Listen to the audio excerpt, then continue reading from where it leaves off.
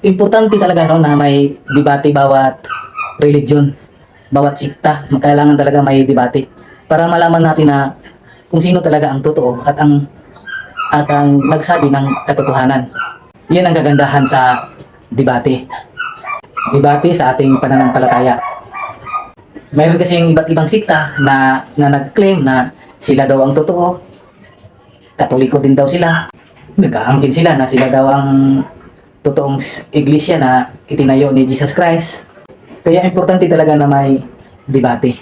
Dahil sa debate, maririnig natin dito kung sino talaga ang nagsasabi ng totoo at kung sino ang tunay na nagtatag ng simbahan nila. Bawat isa may dadalang patotoo. Maraming Biblia na dala. Mayroon pang encyclopedia, dictionary, mga referensya na sa bandang huli malalaman talaga natin kung sino ang malinaw na panalo.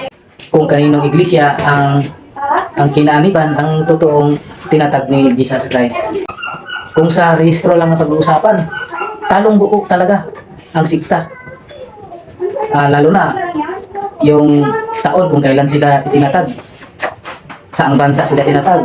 Sa Pilipinas, sa Amerika. Kung ang sikta na itinatag lang ng tao na walang kaugnayan kay Jesus at sa mga apostol, yan talaga ang matatawag na sulpot. Sulpot lamang dahil nagtayo na si Jesus Christ ng kanyang simbahan. Tapos yung mga tao din, na mga bright, nagtayo din sila ng kanilang simbahan. Kinalaban nila ang simbahan na itinayo ni Jesus Christ. Dahil ang totoong simbahan talaga na itinatag ni Jesus Christ, siya mismo ang founder nito. Hindi tao. Kung tao ang nagtayo ng simbahan, nag-build, gumawa ng simbahan, iniiba-iba ang forma ng simbahan, may pabilog, may patulis. Iyan gawa ng tao. Siya nagtatag, hindi si Jesus Christ. Dahil ang simbahan na itinayo ni Jesus Christ, iniwan niya kay Senyor Pedro. Kung ang simbahan ang sikta na walang apostoles, hindi yan kay Kristo. Dahil ang simbahan na iniwan ni Jesus Christ, mayroong mga apostoles. Kaya kung nalaman ninyo na yung simbahan na kinaaniban ninyo ay tao ang founder, tapos ang abuluyan mandatory ang 10%. Sa Katoliko, walang sapilitan, kusa ang pagbigay ng abuluyan. Kahit magkano, basta kusa sa loob mo ang bibigay. Kung lagpas sa 10%, maganda. Kung wala, kung 5 centavos lang, okay lang. Ganyan ang kaibahan sa totoong simbahan at sa sikta. Siguro dahil sila nagtayo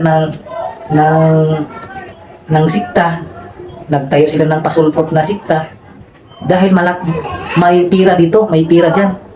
Malaking pira.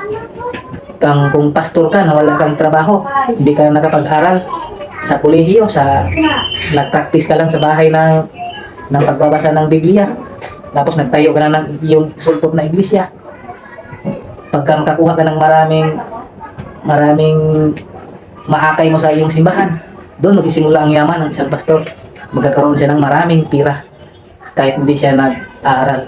Hindi katulad sa Katoliko, yung mga pare, 12 years old to 12 years silang nag-aaral sa pagkapare. Sinanay nila yung mga theology. Kaya mapalad tayong mga Katoliko dahil nandito na tayo sa loob mismo ng totoong simbahan. Kaya magpasalamat tayo kay Jesus Christ na tayo ay buhat ng pinanganak ay tayo ay Romano Katoliko. Salamat at salamat sa panonood. Amen.